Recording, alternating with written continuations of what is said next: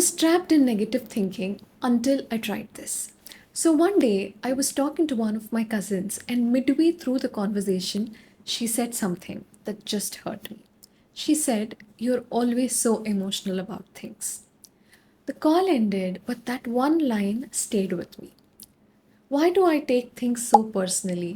Why can't I just be stronger? Why am I like this? I sat in a dimly lit room, doubting myself, and I picked up a pen. I started writing every thought that was bothering me, and somewhere in the process, I started to feel lighter. Later, I added few more elements to that practice, and it helped me break the loop of negative thinking. It's called negative journaling, and in this video, I'll break down what negative journaling is, why it works, and how you can start using it, especially if you're stuck in the loop of self doubt or overthinking. Trust me, it will not take more than 10 minutes of your time, but it will make you feel 10 times lighter. Hi, I'm Pratima. Welcome to my channel. What is negative journaling? Here's how it works. When a negative thought hits, you take a pen and paper and just write. No fancy journal, no structure, just dump whatever is there on your mind. You can write things like, "No one listens to me, I'm tired, or maybe I'm not good enough."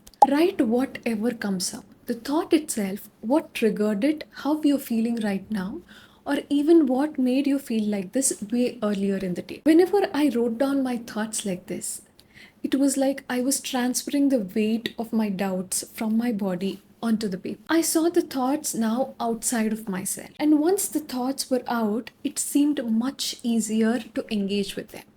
After all, they were just words.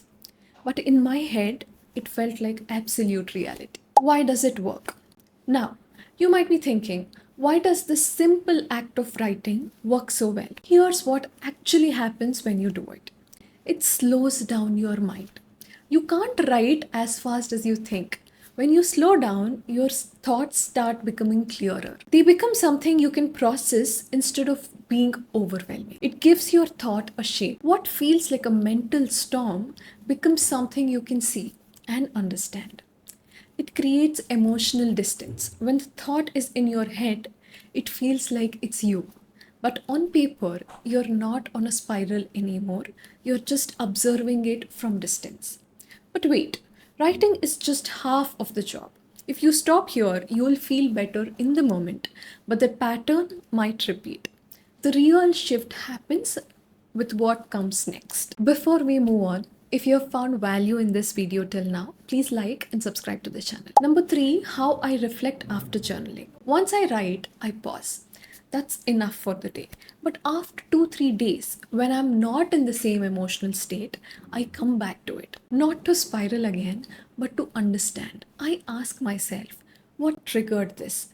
Was it the same person, the same comment, or the same situation?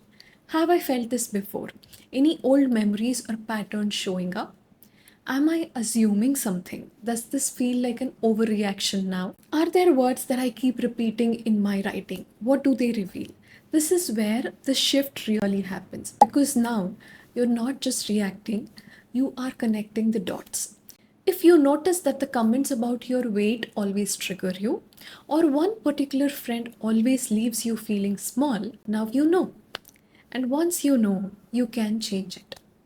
Sometimes I take the negative thought and rewrite it into a more balanced version. For example, if I say I'll never get anything done, it changes to I can only do so much today and that's enough. I write my reflections separately on a different page. What I noticed, what patterns did I see, and what small actions I can take for the next time. Some of my clients don't like reading their venting pages. If you are someone like that, here's what I suggest. Keep the reflection page and let go of the rest. Tear it, crumble it, and throw it away. The point isn't to hold on to the mess, it's to make sense of it. If you liked this video, please check my next video on 6 habits to overcome overthinking. I'm sure you're going to love it. Thank you for watching. We'll meet you again with the next video.